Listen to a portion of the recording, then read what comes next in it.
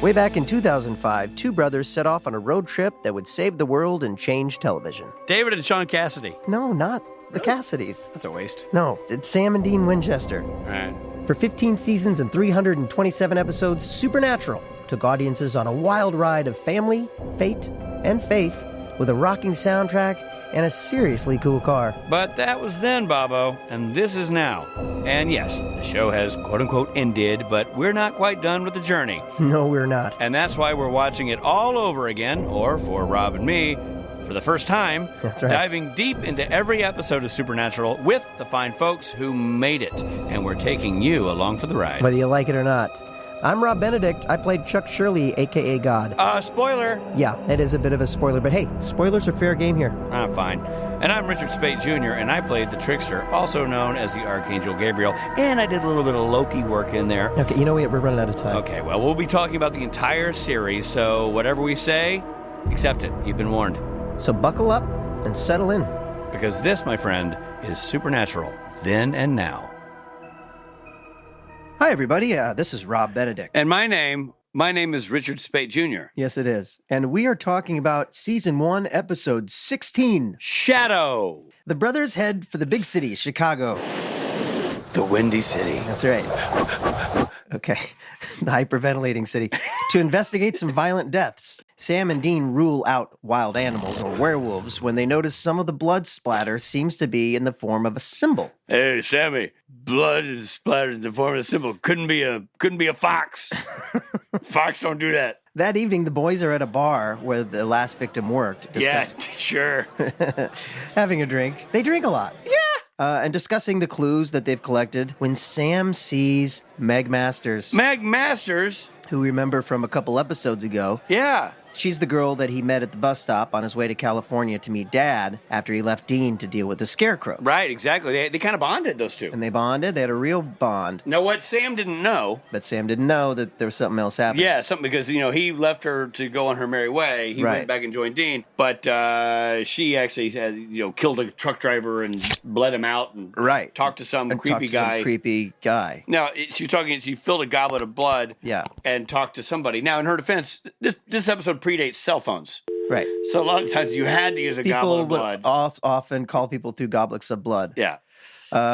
It's suspicious. Nothing gets by Sammy. Nope. So the brothers soon discover that Meg is behind the murders in Chicago and believe that she has set up a trap to lure them there. However, it isn't a trap for them. Oh. It's a trap for Dad. Oh, dude. Meg unleashes Deva, shadow spirits, on them. Wait, what's a shadow spirit? Deva. And she releases them on them. Oh. The boys prevail and with the help of their father, escape. However, the reunion is short-lived. They realize that they are safer apart and must let Dad go. Damn it. Meg, she's even worse than you thought. And she's not dead yet. Oh, my gosh. Hey, speaking of scary, creepy things, how, watching Jared Padalecki be peeping in on a woman changing clothes, that's just creepy. That was creepy. I'm glad they called him out on it. Yeah, they needed to. The lady stopped by the car, knocks on the window, says, "You creep." Yeah, maybe kind of think maybe that wasn't scripted. Maybe it's just Jared Padalecki being weird. Could have been. Yeah. I also enjoyed when they're climbing up the elevator shaft. Oh, yeah, it's scary. But he's hanging on, doing a sort of a pull-up, listening to her. Except where he kind of pulls himself up with one arm, kind of. He's there for 45 minutes. Frozen, holding himself on some old wrought iron. Silently. Yeah. Yeah. At the time, before I knew that it was a trap, I was like, man, Meg has bad hearing. Yeah, exactly. She doesn't at all. And even when they come back and they sneak by her. So what do you think? I like this episode. Yeah. I thought it was cool. I think anytime the boys get that, first of all, there's this great scene where Dean kind of confesses that really he's not only trying to get Sam back to find Dad, but also he wants the family unit back. Yeah. Like he looks at family as being the three of them on the road doing this thing. And Sam has to say, look, I love you. You're my brother. We'll always be family, but I ain't doing that. That's not what I signed up for. And watching sort of Dean's vulnerability in that moment was cool. Yeah, man. I mean, look, I think Nicki Aycox is a great actress. She's so good. Nicki's so good. Yeah, and she brings that sort of sexy evil. And he's like, go to hell. Baby, I'm already there. Great line. Great, yeah. Great delivery. And then Dad's back, and he's back. saying more than he's ever said before. I know. And to have him and Sam have a reconciliation, I thought that was sweet. Yeah, because the last time they'd seen each other had been a big fight. It was a big fight, Sam. We had a big fight. It's good to see you. Yeah, man. I just thought they were great. And boy, that Jeffrey Dean Morgan, he's such a movie star. Yeah. He kind of reminds me, he's like an American version of... Javier Bardem. Yes. He's like an American Javier Bardem. Am I right? Yeah. Ah! Yeah. Yeah. Rich, 1. Benedict, 0. Okay. Well, I didn't know we were keeping score. But... Yeah. So it's oozing with mythology, this episode. Just oozing with it. It's so much mythology that I got up for the TV and realized I had tracked mythology all over the house. My wife's nice white carpet. I mean, episodes like this are exciting for me because it really is dealing with the like sort of overall arc of where we're headed. But, just getting into the brass tacks of this review, I thought the monsters themselves were super cool. Obviously, Meg's a monster, right? So she's kind of the big bad. But the shadow monsters themselves were super scary because out of nowhere they come and they just beat the tar out of these dudes. You see the rip through Jared's face. Look. I'm just saying this just from I'm no doctor, but that on a normal person that's a scar. Oh man, those are gonna last. There's no way he grows his beautiful face back. No. You're toasted. That's 4 huge. He needs stitches. Yeah, even with with the best of doctors, including plastic surgeons, you're still gonna have scars there. No, you're gonna have scars there. Yeah. I haven't seen episode 17 yet, but I'm going to bank that there's nothing there. What that tells me, does it say Hollywood is cheating? No, it says Sam has access to the best medical care ever. Like I need his guy's number. And that Sam and Dean have perfect skin. Right. And it makes me think that maybe they could, maybe that guy could fix our hairlines. If he can sew up that face, surely he can bring this down a couple centimeters, right? Yeah. But there was so much going on. Now, so I have a question for you, though, because I don't totally understand everything. Because I know that Meg comes back, I think, in a couple of incarnations, maybe. Okay. Later in the show. Yeah. You're telling me that she's not real. What? I didn't say that. You're saying that she's a monster. Well, I mean, she's obviously got some sort of pact with Satan or whatever because she flew out the window, landed on concrete, and then she's up walking around. Right, so, right. So it's not just that she's possessed. You're saying that maybe she's a demon. Or there's something going on. Yeah, she's made some sort of deal with somebody that she can do those things, look like she's dead, and then still march around. And the thing that she was creating from the bowl of blood and all the things on the altar. Oh yeah. That was just the shadow monsters. Or I think she's talking to some demon. She's talking to somebody else. Who's like demon. her boss. Yeah, and the demon had roped in the shadow monsters to help out with his task of destroying all the Winchesters. Okay. And she was the conduit. Got it. And even when she flew out the window, that was just to sucker them into thinking it was over. The whole thing. It's all part of the bit, man. Okay. All part of the bit. Well, I just love that she starts to get down with Sam. I love that they get sexy time together. Oh yeah, a little sex. By the way, speaking of sexy time, how about all 3 of those guys in the same room at the same time having that conversation? That was great. The first time we've seen the Winchester family together in a scene. Yeah, it was cool. Yeah, and I couldn't help but think oh man, these guys in real life, I know them 15 years after the fact. They've got a real bond. Yeah. They have matching tattoos, the 3 of them that they got at Jeff's wedding. I do. And I'm looking at this scene, I'm like, this is where the beginning of that was really formed, Right. They really do have a father-son relationship, those 3. They do. It's funny too because he's playing their dad. And I don't think he's old enough to be their dad. I feel like it's like the Angela Lansbury factor. Yeah. When she's playing, in the Manchurian Candidate, she was like 38 to Sinatra's 36. Some crazy So I don't think Jeffrey Dean Morgan. I think he was like 35. Oh, really? And they're 24. 20. Yeah. And a quick apology to the 85% of the audience, which is lost with the Manchurian Candidate reference. If they haven't seen Manchurian Candidate, pause this podcast, go watch the Manchurian Candidate, and come back to the podcast. All right, give me a beat. Did you enjoy the movie? I bet you did. Thank you for doing that and coming back. I wonder who will actually do that. Hey, kudos to the 1% that just did that. Okay, I'm going to my notes now. Couple things. And now here's the segment that everybody sleeps through, Rob's Notes. That's right. Okay, early on, I think somebody leaves a message on an answering machine. There's an answering machine. That helps a ton. Thank you, everybody. Is answering machine. That's not a note. That's cryptic. Answering machine. We don't have those anymore. Also, the PF on their costume when they're dressed as like the gas station attendants or the gas people or the electric company or whatever. The alarm company. I wonder what PF stood for. I wonder if there was if there was like a. I think it's Puff Alarm Company. No, I feel like it's the PF stood for something like someone in the crew or something. No. Did you notice that they said somebody? Peter Frampton. They said somebody Michael Murray. Michael Murray. Did you notice that part? Yeah. And they're referring to like Hollywood, right? Right. But I don't know who. I know Chad Michael Murray is an actor. He was on One Tree Hill. You know who else was in One Tree Hill? Rob Benedict. Daniil Ackles. Oh. So I don't know what the relation there is, but they obviously knew Chad Michael Murray. Dude, one sort of slip of a driveway going to a different phone call and the trees blowing in the wind, and Jensen could be married to Chad Michael Murray. Exactly. And also, Jared leaves the window down in his car in the middle of the rain. Smart. Ladies and gentlemen, this was Rob's Nose. All right, welcome back, everybody. Here's my theme song. Ready? Rob's Nose.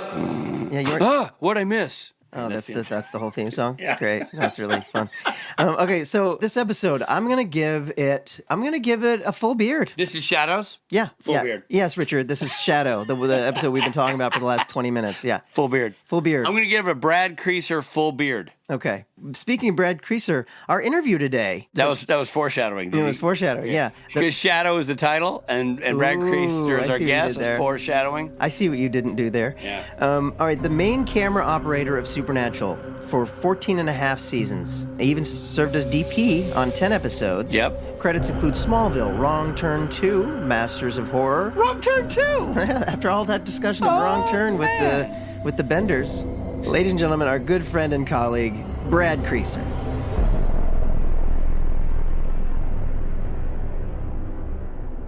We're just going to dive right into this so that all the magic is captured on tape. You sure there's going to be magic? Well, all this crap is going to be captured on tape. Ladies and gentlemen. We have such a treat. It is unbelievable. I can't believe we got him. He's the hardest to catch man in show business and not someone we know well. In fact, this is our first time meeting him. Ladies and gentlemen, a camera operator, not a camera operator, but a camera operator and sometime DP for Supernatural. For 14 and a half seasons. 14 and a half seasons. Ladies and gentlemen, Brad Creasser. There he is. Hello, gentlemen. Such a pleasure. Brad. Thanks for having me. This is fantastic. You have to know that every episode, our producer says, who do you want to have on as a guest star? We go, well, Brad. And seriously, and he was like, no, Brad hadn't started working yet. And we're like, as soon as Brad starts working, we want Brad. Yeah. So was this your first episode? Was episode 16? No, first? It was the Benders, which I believe was 14, but maybe they were shooting out of sync. But they had done 2 days before Christmas in season 1, and I joined them just after for the final 6 days of the Benders. Okay. And then I think Shadow was next. It was. Who did you replace? A gentleman, a good friend of mine named Jim Wallace. He was the camera operator for the first 13, and when they got the pickup, he had already committed to teaching cinematography at Capilano University in Vancouver. So I had my pals, Matt Titchener, who was the camera focus puller, and Dave Riopel, dolly grip extraordinaire, call me in October and say, hey, listen, Jim's leaving. You should come do this show. And I'm like, okay, what is it? And I ended up doing an audition day on Scarecrow. I went in to replace James for a day. And met Serge. And luckily, Kim Manners was directing Scarecrow. And Kim and I had worked together. I did seasons 4 and 5 of X-Files. I was a second unit operator on X-Files, and that's where I met Kim. And so it was like old home week, seeing him again. And I guess I passed the audition. I had coffee with Serge over Christmas, and they're like, would you like to join us for this season? I'm like, we? It's great, Serge. This is spot on, Serge. Now, I know that your wife is fluent in French, and so is your daughter. You must be fluent in French. Why don't you give us some of your French, Brad? We'd love to hear it. Un petit peu. Yeah. Don't put me on the spot like that, because I'm from Alberta. I learned a little French in school, but I didn't do so well. But so now serious question: were you nervous for your audition day? Was that nerve-wracking? Absolutely.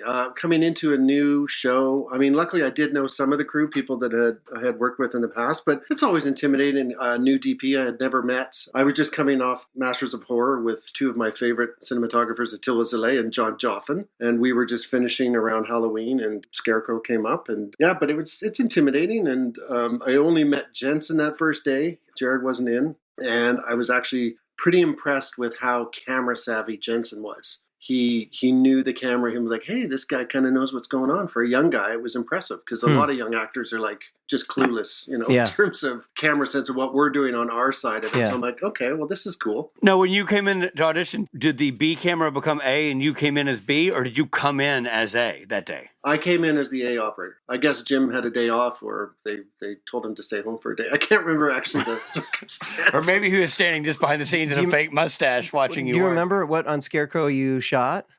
We were at the Burnaby Village Museum, which was a little kind of amusement park, old sort of vintagey town, which you actually shot at in season 15 on one of Bob's last episodes, where we did a pie eating contest. But they have a carousel, like a vintage carousel there, and there was a bunch of shops. So it was like a little street scene, and I was in some store with Jensen, and I guess it was supposed to be part of the town they were at in Scarecrow. But I remember this sequence because it's very shaky and out of focus. I remember this.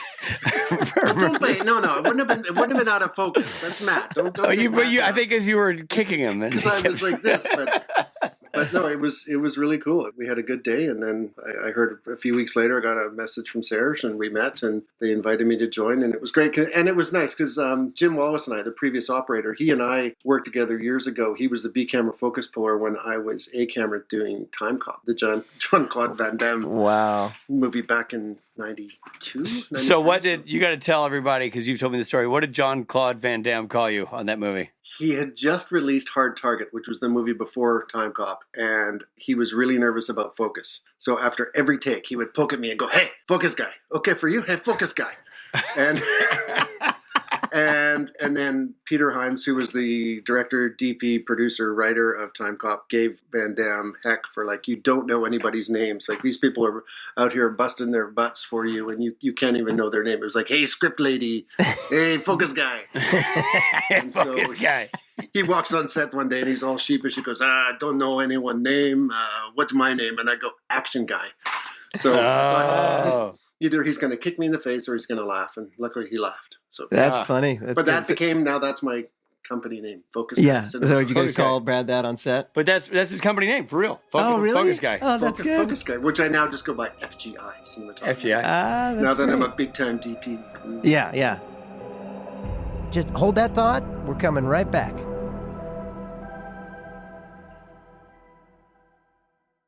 Hey, this is Richard Spate. You know what? It's 2024. It's a brand new year, and I bet you made some New Year's resolutions, and I bet one of them was to eat healthier. Well, you can get cranking on that resolution right now, my friend, with Factor. Factor's ready-to-eat meal delivery takes the stress out of meal planning and sets you up for success in the new year. Skip the grocery stores, the prep work, the cooking fatigue. I'm getting tired just talking about it. Instead, get chef-crafted, dietitian-approved meals delivered right to your door. With over 35 meals to choose from per week, including options like keto, calorie smart, vegan, and veggie, and more, plus over 55 weekly add-ons, you will have a ton of nutritious and flavorful options to kickstart this resolution off right. Forget frantic lunch prep and rush dinner making. That stinks. Factor's 2-minute meals, yes, I said 2 minutes, are your secret weapon in the new year. You get to fuel up fast with restaurant-quality meals all delivered right to your door. It doesn't get any easier than that. And Factor now offers loads of snack options like breakfast, smoothies, juices, snacks, and more to keep you going no matter what's on the schedule. So I know what you're asking, Rich, how do I tap into this Factor magic? You head to factormeals.com/SPNTAN50 and use code SPNTAN50 to get 50% off. That's a lot off. That's code SPNTAN50 at factormeals.com/SPNTAN50 for 50% off. Make that resolution happen now and make it happen at a discount. Fantastic food that's healthy and delicious and delivered right to my door. Now that is how you start the new year off right. The biggest winner in the big game could be you, thanks to BetMGM. The king of sportsbooks is offering new customers a chance to score $158 in bonus bets instantly. That's right, instantly. Just download the BetMGM app and sign up using bonus code Vegas58. Then place a $5 moneyline wager on the big game. You'll receive $158 in bonus bets instantly, regardless of your wager's outcome. Don't miss your opportunity to cross the goal line on the money line as pro football's top teams clash for the championship. Can't be in Vegas for the big game? Then bring the big game excitement to you with the king of sportsbooks. BetMGM and GameSense reminds you to play responsibly. See BetMGM.com for terms. 21 plus only. Iowa only. New customer offer. Subject to eligibility requirements. Rewards are non-withdrawable bonus bets that expire in 7 days. Please gamble responsibly. Gambling problem? Call 1-800-BETS-OFF. That's 1-800-BETS-OFF.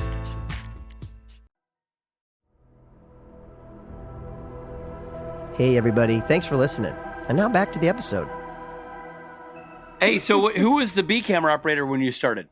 It was... Not Rosie, right? No, Tim Moynihan. Oh, Tim. Yeah. All right. Who came back to... Tim was there till season 7, and then he left, and that's when Rosie joined us. Right. Okay, so today we're talking about Shadow. Do you have specific memories of that, of shooting that? I mean, I appreciate actually the shots of the shadows on the wall with the long claws. And what was that all in post, or was that any of that practical? I was trying to, I've looked at it twice now, and as recently as last night, and I was blown away on how great it looked, and the shadow play that Serge created. We shot a lot of it down in Gastown, which is the older part of the city, in some of those back alleys where you get all these cool shadows see through from the power lines and all the crazy stuff in the lanes down there. And I can't recall. I think some of the creature stuff was visual effects, the bigger shadows on the walls, but I think we did have people walking, doing some of the shadow work. But it was, like I said, I think it was maybe my second full episode with it. So I'm still feeling out some of the crew. And again, luckily though, Kim That'll Manners, get you fired these days.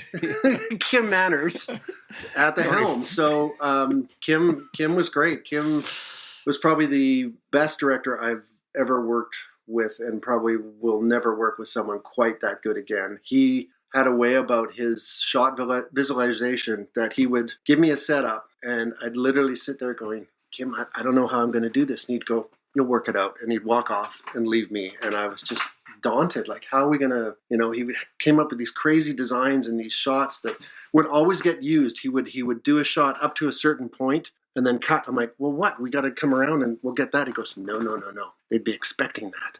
It's like, then he would, he would bridge his shots, and then it would make sense. And working with him was just such a treat. And Shadow was a very cool episode.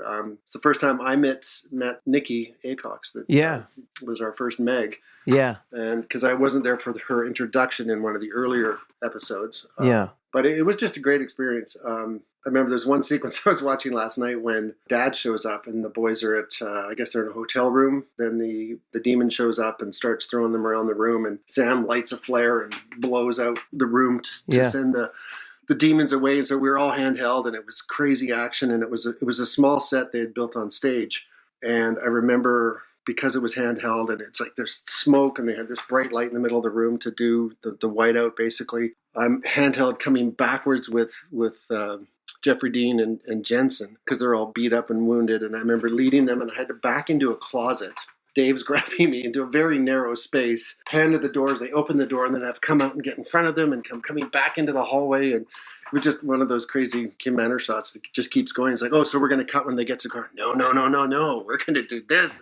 They would be expecting that. that was one of his favorite lines. He's like, no, they'd be expecting that. No, it was, but that was a crazy sequence. And then, I have a funny story about, it was actually the last shot when the boys and Dad part ways in the lane in the back alley there, which again was Serge's coolest lighting. But we had just come back from lunch. We had went out for lunch because we were downtown, and when we're out of the studio and we get a chance to go away and have a meal at a restaurant, which was a real treat. Wow. We come back and we do this shot where we're low on the Impala as it backs out. And as it backs out of the thing, and then we dolly across the lane. We didn't lay track because the car had to go over. So we just did it on the dolly, and it wasn't too rough, surprisingly. But we did this wicked move, and it's a real body contortion for me. And then we go and we chase the car, and we come up, and that's when Nicki comes up into her close-up. Yeah, it's a great shot. I remember that shot. Yes. We had just stuffed our faces with calzones, and my stomach, and I had to bend and contort. It was like so uncomfortable going, oh, I shouldn't have had that calzone. Should have known better that Kim would come up with something that would make me just go, ah. But it was fun. No, it was great. That's hilarious. I'll never watch that shot the same. I know again. you should. Going forward, you had to go Brad like, just like, "Hey, we're taking a lunch break. What's the first shot up after lunch? I need to know before I order." should have found out. But, So do you think that working with Kim, and this is a very leading and obvious question, I think, but made you better? Made you better working with Kim Manners? Absolutely. I don't think I would have been as good an operator as I would like to think that I am if it had not been for him. For just the challenge of just really challenging yourself, because he came up with some.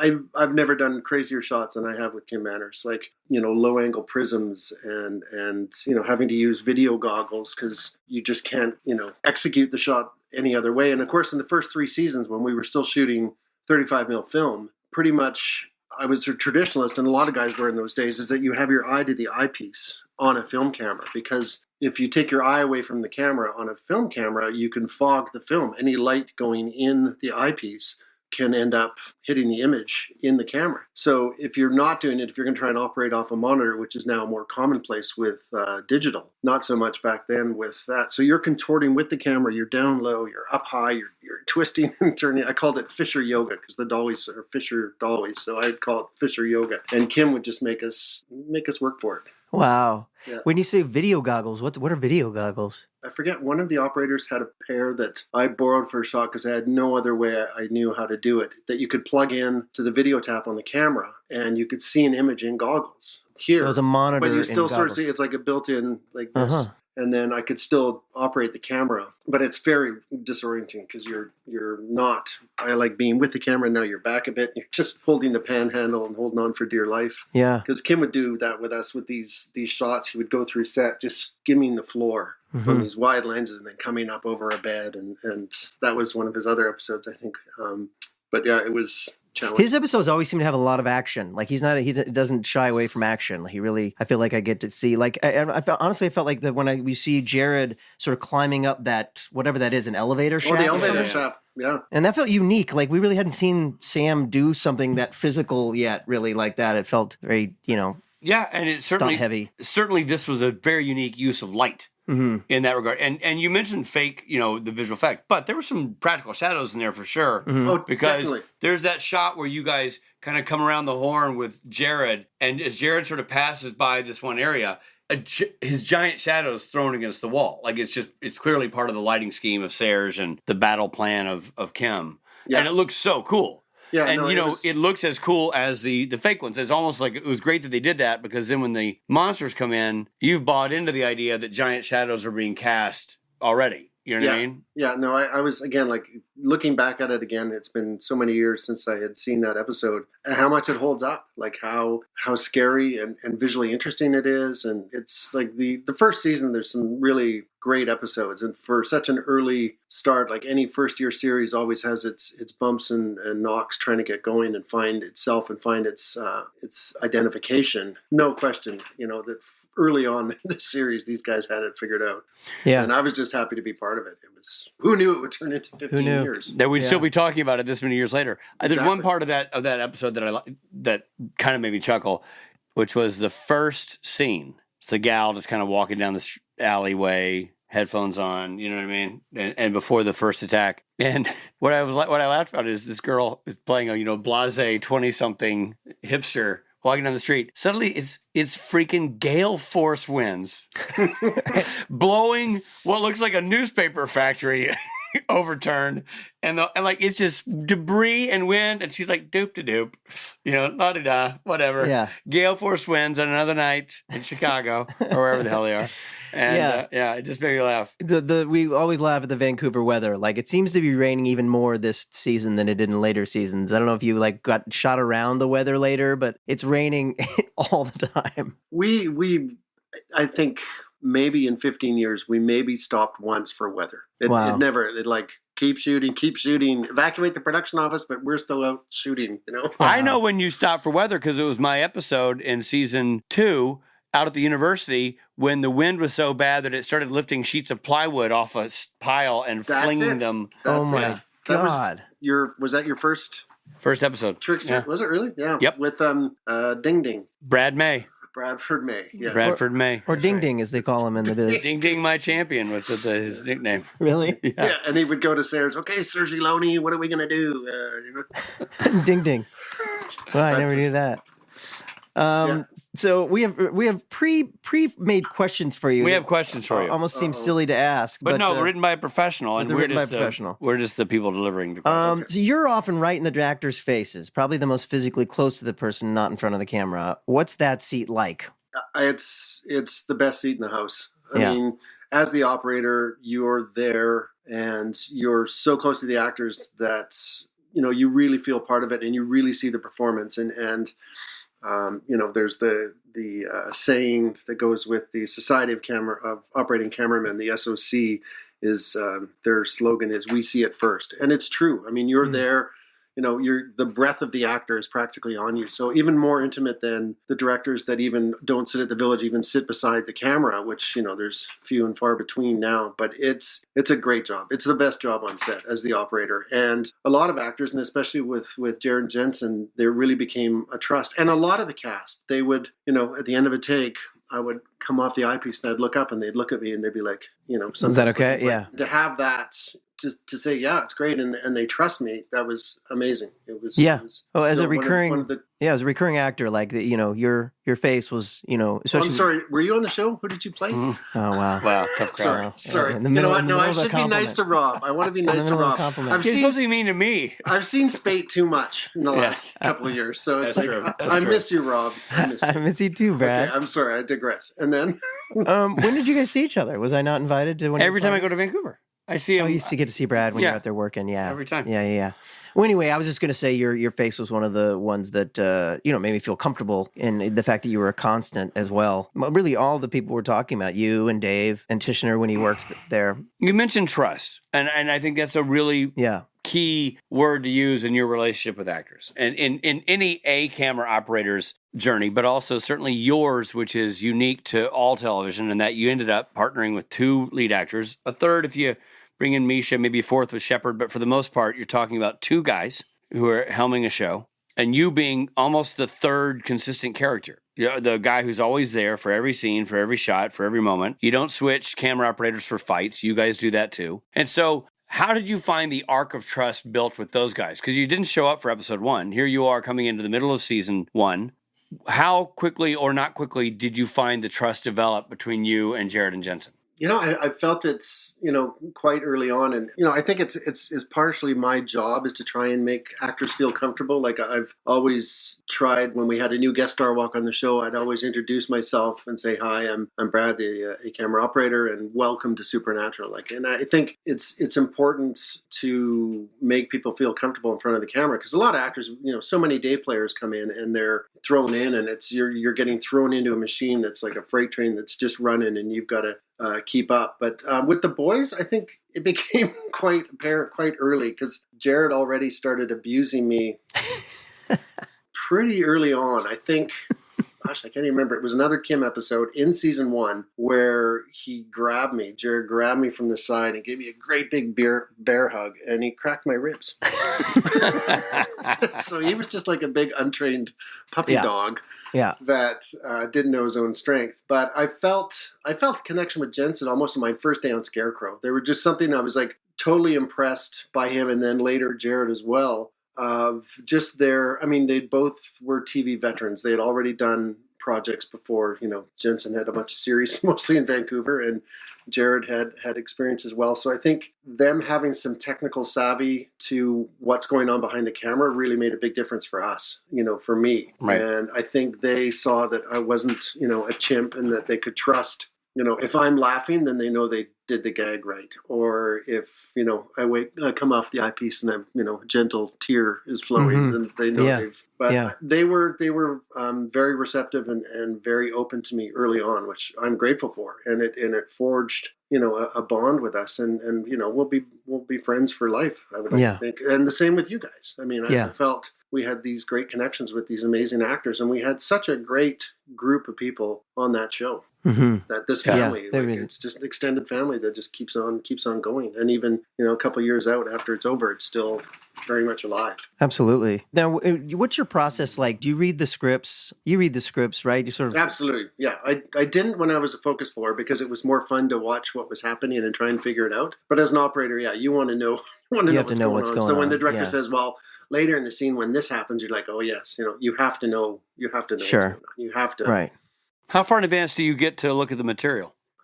We would get drafts, maybe an episode ahead of time. Well, that's pretty good. And then, I would wait until usually the day before we start shooting to finally read it, because by then any revisions that are going to happen, at least up until day one, are out. And then they could continue once we started the episode, but at least I've got the most recent framework in front of me before we start the episode. Yeah. You're moving on to DPing a lot. You DP'd Supernatural when Sayers would stand down, which was a fair amount. You guys didn't rotate DPs like a lot of shows do now, but when Sayers would, for whatever reason, direct an episode or otherwise be not in that capacity, you would step into that job. You then now have elevated to that job since leaving Supernatural. Will you miss operating? Yes. Yeah. Yeah, definitely. I mean, like I said, it really is the best job on set because you're physically involved with the camera. You're right up there with the actors. There's something very exciting about being in the middle of it all. And for me, I always got to be the monster, especially on Supernatural. Like my favorite story was another Kim Manners episode. I was a werewolf chasing the hooker. And if that's not the title of your autobiography. I was the werewolf chasing the lady of the night, shall we say. Right. Sure. And we had this... Nope, we're cutting out that part. We're keeping I was the werewolf chasing the hooker. Ladies and gentlemen, Brad Creaser's last day in the business. That could be on my epitaph. But had a video camera for some reason. We weren't using a film camera because they were going to do a distorted POV. And it was winter, so it was cold, but it wasn't slippery out. But we were running on uneven pavement, and I'm in my big, stupid boots. I didn't change. And I'm chasing after this girl, and she's in the short skirt, and she's screaming, and I'm coming up behind her, and I just lose it. I would just go ass over tea kettle. Can I say ass? Sure. Ass over tea kettle and land on my back. Save the camera, come down, and you could just hear on the video of the camera, you hear me go, Jesus. And then Kim starts yelling, "What are you doing, Creasser? Get up!" But I hope that made the blooper reel for that year. Maybe. I think it might have been season 3. But I can't wait till the hooker, werewolf and the hooker episode. The spinoff. But no, like getting as the operator, and especially on a series like this, like I did, I got to be the monster, or you'd be like following somebody, or you're the handheld POV lurking behind the trees, and they look, and I mean, you're part of the show. You're physically part of it. I remember making you do that. You had to chase Anna Grace Barlow, was the actress's name. It was when we did that sort of the camping. It was a werewolf thing, and you were a werewolf, and you were chasing her through the thing. And there was no monitor because we're out in the boonies, and it was just you running. And we set up this row of trees, and in action, and she takes off, and Brad chases her, and he comes back. I'm like, "Did you get good stuff?" And he goes, "I have no f***ing idea." You're just sprinting for all your work. I'm getting branches in my face and messed my hair. And yeah, no, it's what season is that? Like 14? Yeah, I think it was 14. Yeah. Wow. That was That's fun. what it devolved into. So follow up question to the DP thing, because you're going to miss it. But obviously there's an attraction to being the DP, right? So there's a creative, what draws you to being the DP? If that's the best seat in the house, what draws you to wanting to be the DP? I guess it's certainly more, well, I mean, I find operating is creative, but as a cinematographer, now you're more responsible for the look, like the lighting and working with the director to choreograph how you're going to capture a scene. And just the pure cinematography is something that I enjoy. I really enjoy the lighting aspect of being a DP. I find it really rewarding, and you can get creative and you come up with new ideas. But it's also a collaboration. You've got a great group of people around you. You have your gaffer, who is the chief lighting technician. You have your key grip, and they're all there to help make you make the scene look good. And they'll come up with suggestions, and I'm never going to not turn down a suggestion, of what's the best way to approach. Because sometimes you'll block a scene. It's like, well, you got to think about where are we going to bring the light? Where's the key going to be? And then the toughest thing is lighting continuity in a scene. Dean that if the sun is here or your key light is on this side, when you turn around, you've got to keep it consistent. And that's, I think, the challenge, but it's also, I find it extremely rewarding. And I'm looking forward to my next chapter because I'm doing something that's totally different from anything I've done before, but I'm going to be out in the big vistas of Alberta shooting beautiful widescreen vista shots and a lot of outdoor cinematography as opposed to being... What's that for? I am going to Alberta to do season 2 of a series called Joe Pickett for Paramount. Awesome. So I leave mid-May, and I'll be there for 4 months, doing 2 blocks of their 10-episode season this year, and I'm really looking forward to it. It's a great show. I've watched their first season and some great performances, and it's very real. It's a departure. It's no longer... I have a long history of dark, evil demons and X-Files kind of stuff, so it's going to be refreshing to do something a little different. Yeah, great. Well, I know it's Rob, you might know these guys. They're John Eric and Drew Dowdle, who are the Dowdle brothers who are making this series. And I will say that they made a wise choice, my friend. They are lucky to have you on their show. Well, thank you for saying that. I appreciate that. It's, absolutely. And we hope that you'll come back and talk to us more. Yeah, because we're lucky to have you on our show. Yeah, exactly. Yeah. I would love to. It's like, okay. I wish I could have more stories, but it's a little foggy under the bridge there. I know. It is for everybody. But season 1 was a long time ago. It's but it's great. It's so fun to look back at it and see how great these episodes are. They really are. Yeah, it's really, and like you said, even like the shadow of Jared being cast on the wall, like that's a specific choice. Yeah. That lasts, that makes it more than just another episode of TV that you're like, whatever. And I feel like season 1 gets written off as that was when we were just Monster of the Week. But like, we're watching it. I'm watching it for the first time, and I'm going, this is great. Every episode is a little movie. All holds up. Yeah, they were like a weekly horror film, and of course, I think you guys heard the story on one of your previous podcasts that I listened to. I've listened to some of them. Oh, thank you. Wow. But about Cyrus, our producer, wanting to bring in some specialty players for the shadows. It was monkeys. Didn't he want monkeys? Wanted to train some monkeys to do the shadow play on the walls. I'm like, okay, that's right. If I had been in that production meeting, I would have been. I forgot about that. That's crazy. And there was another time on another episode we were shooting out at Bordertown, which is a western village east of the city, and it was winter and there had been some flooding and there was no way we were going to get the unit in there. But Cyrus thought a good idea is we just helicopter the whole crew in and the trucks. We were just going to skylift everything over the flooded road. That sounds simple. That sounds safe. I think what could go wrong? Probably easier than training the monkeys to do the shadow play. That's hilarious. I wonder if they're going to train the monkeys to fly the helicopters to airlift you guys in. God love him. He was he meant well. He was a good man. And that's funny. These are the stories we come for. This is the content we love. Exactly. Brad, you got to come back and do this again with us, man. We'll be right back.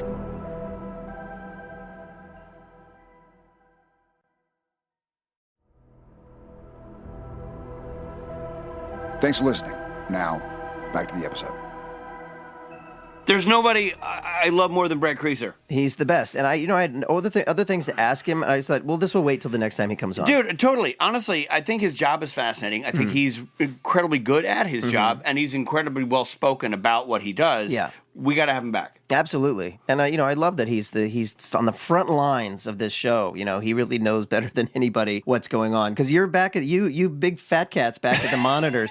You don't really see what's going on. Just doing coke and ordering cocktails. Exactly. No, you know what? You said it. I think Brad was the first friend I made on that set. Yeah, same. And then Robin Props being number 2. Yes. Or maybe simultaneous, but it's obviously Jared and Jensen are there and working, but you're really close to the camera operator, close to the prop masters and everybody who's working to make the show work. And they're all so cool and kind on that show that friendships are born. Yeah, absolutely. I love that man. Okay, let's get into the mythology of this show. Mythology. Dean determines that the symbol written in blood is a Zoroastrian symbol. Why wouldn't... he does figure that out. I don't know, Well, a Zoroastrian, let me tell you, is one of the world's oldest monotheistic, meaning worshiping a single god, religions, which scholars believed influenced the religions of Abraham, Judaism, Christianity, and Islam. It originated in ancient Persia. Oh, well, there you go. Yeah. Deva, They happen to be ancient demons referenced in Zoroastrian texts. They are divinities to be rejected. So immediately you fire them. Right. But which is weird because you have to hire them. Right. In order to fire them. That's where they get you. Well, they were created to counter creation, and they exist to only make chaos and disorder. That seems dumb. Whoever created them to counter creation is a rabble-rouser. Well, you've never met a counter creation creator. Fun facts! Fun facts! I'm laughing already. Fun facts! This is the first time Sam and Dean have seen Dad since he disappeared. Oh, no wonder it's such a good scene. It's a great scene, and I want to say another thing about Dad is I noticed that he drove an old truck. Now, I'm not sure what it was. Truck. But it was a specific choice because Kripke, he makes choices about automobiles. And, the Boys, obviously, Baby is, such an iconic car. I didn't see what it was, but it's some kind of oldie pickup truck. But I didn't see what it was. So Meg mentions to Sam meeting something Michael Murray in a bar. Chad Michael Murray and Jared Padalecki appeared together in Gilmore Girls and House of Wax. The two are known to be friends. We didn't talk about him working with Nicki Aycox. No. We didn't. Maybe that was just a coincidence. Huh. But so I was right. My instincts were right. You're right. Some might say I was foreshadowing. Ooh, good one. And you know what? If something had happened, somebody had turned left instead of right, somebody looked up instead of down, Jared Padalecki might have ended up marrying Chad Michael Murray. And if If Chad Michael Murray had starred in There's Something About Mary, it might have been called There's Something About Something Michael Murray. Because right here it says Something Michael Murray. You're right.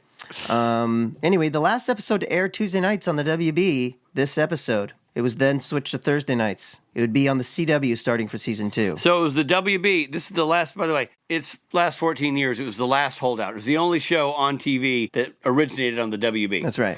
It lasted longer than any other WB show, and then it became the CW, but it didn't matter. It was a founding father from the WB network. Yeah. And it's funny, now this is sort of a blip on the little radar here, but that must have been a big deal at the time. Like, oh, we're switched to Thursday nights from Tuesday. I don't know what that means, but... I don't either. I think Thursday night's considered a bigger night. Bigger night? Yeah, I think so. At least back in the day. Well, this was fun, Rich. I like this episode. Lots in it. Lots of fun all-stars. Great episode of TV. Yeah. Nicki Aycox is great. Obviously, having Jeffrey Dean Morgan and the boys together in that scene was awesome. JDM. And then having Brad Creasser as our guest. I mean, classic. Unbelievable. This is one for the archives. It certainly is. So, re-listen right now. Okay, I will. Bye.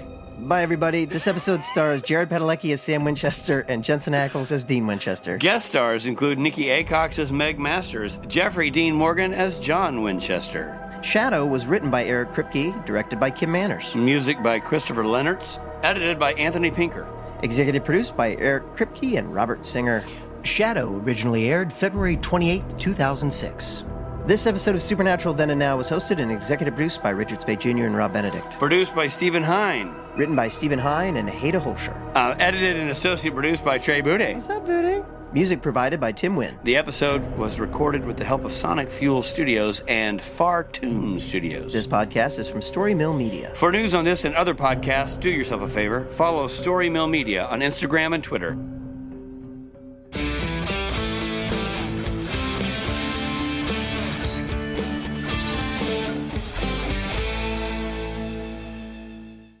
Yes, I'm now recording. This is this is episode 16. Meg unleashes Deva. How's that pronounced? Deva? Okay. Okay. All right. Meg unleashes Deva. I was nervous. I don't do this. It's not my thing. You're great. You can't say that now. There's now you a good do this. reason I'm behind the camera. With that hair, you belong right where you are. Brad Creasser, everybody. Thanks so much, Brad. Brad Creasser. The L word, Dark Angle, and of course Supernatural. I think it's Dark Angel, but... Well, this is Dark Angle. Do I go back? What do I do? No! That's magic! If we cut that out, I quit. Dark Angle. Ladies and gentlemen, our good friend... Oh, jeez. Deva are ancient demons referenced in Zoroastrian... Damn it, I got it right the first time. Well, did you? I hope there's not a counter-creation events making cons to destroy our cons. Anyway, that joke doesn't work. Oh, yeah, right. This episode of Supernatural stars Jared Padalecki and Sam Winchester as Jensen Ackles. Nope. God, that was funny, Rob. This is Dark Angle. Story Mill Media.